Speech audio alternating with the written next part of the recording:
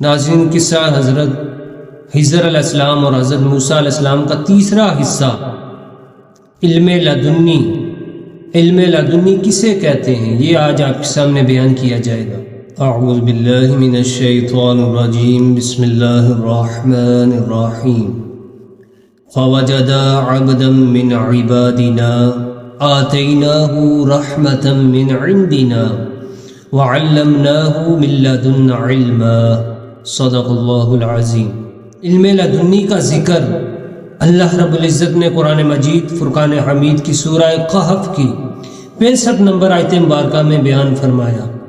ارشاد باری تعالی ہے، فوجدا عبدا من عبادنا، پس ان دونوں نے ہمارے بندوں میں سے ایک بندے کو وہاں پایا۔ ان دونوں سے مراد یہ حضرت موسیٰ علیہ السلام اور ان کے شاگرد یوشع بن نون ہے، اور جو ارشاد فرمایا ہمارے بندوں میں سے ایک بندے سے ان کی ملاقات ہوئی، تو وہ جو اللہ کا بندہ ہے، جمہور علماء کا یہ قول ہے کہ وہ سیدنا حضرت خضر علیہ السلام ہیں۔ یا حضرت موسیٰ علیہ السلام اور ان کے شاگرد کی ملاقات حضرت خضر علیہ السلام سے ہوئی۔ اللہ رب العزت نے آگے ارشاد فرمایا کہ آتیناہ رحمتا من عندنا، جس کو ہم نے اپنے پاس سے رحمت عطا کی تھی۔ یہ جو عندیت ہے یہ خزانہ خاص کی طرف اشارہ ہے، اور اس خزانہ خاص میں سے فرمایا کہ وَعَلَّمْنَاهُ مِن لَّدُنَّا عِلْمًا، اور ہم نے اسے اپنے پاس علم لدنی عطا کیا تھا۔ علم لدنی اسے علم الحقیقت اور علم باطن بھی کہا جاتا ہے، اسے علم طریقت بھی کہا جاتا ہے، اور اسے علم وحبی بھی کہا جاتا ہے، یعنی جو ہباتاً تحفاتاً حاصل ہوتا ہے۔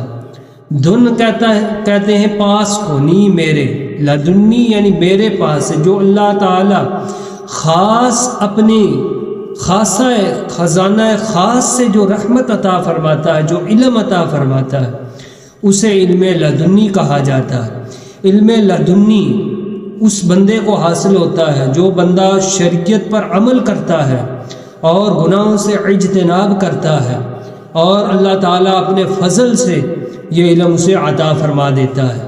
انبیاء کرام علیہ السلام کو تو یہ علم لدنی حاصل ہوتا ہی ہے، انبیاء کے وسیلے سے اللہ تعالیٰ مومن صالحین کو بھی یہ علم عطا فرماتا ہے۔ علم لدنی، علم حقیقت اور علم باطن، اس کے لیے تزکیہ نفس ضروری ہے، نفسانی خواہشات کو ترک کرنا بہت ہی ضروری ہے۔ جب بندہ نفسانی خواہشات کو ترک کرتا ہے، شریعت پر عمل کرتا ہے، گناہوں سے اجتناب کرتا ہے، تو اللہ تعالیٰ بندے پر مستقبل کے جو حالات ہوتے ہیں انہیں ظاہر فرما دیتا ہے خواب کے اندر، کہ جب انسان سوتا ہے تو مستقبل کے جو حالات ہیں اس پر وہ واضح ہو جاتے ہیں، اور وہ کام، وہ افعال اسے معلوم ہو جاتے ہیں جو آنے والے وقت میں ہونے والے ہوتے ہیں۔ ملا علی قاری متوفی 1041 ہجری، آپ مرکات شریف میں یہ لکھتے ہیں کہ جو علم کسی بشر کے واسطے سے، کسی انسان کے واسطے سے حاصل ہو تو اس کو علم کسبی کہا جاتا ہے، یعنی کسب کے ذریعے سے، جو محنت کے ذریعے انسان علم حاصل کرتا ہے وہ علم کسبی ہے۔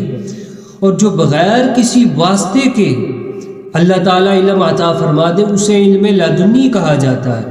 اور مرکات میں ہی ہے کہ جو الہام ہے، وحی، الہام اور فراست، یہ بھی علم لدنی کی اقسام میں سے ہی ہیں۔ تو علم لدنی جسے ملا محض اس پر اللہ تعالیٰ کا فضل ہوا۔ علم لدنی یہ علم باطن ہے، یہ علم الحقیقت ہے، تو اس تک رسائی حاصل کرنے کے لیے تزکیہ نفس ضروری ہے، گناہوں سے اجتناب ضروری ہے، شریعت پر عمل کرنا ضروری ہے۔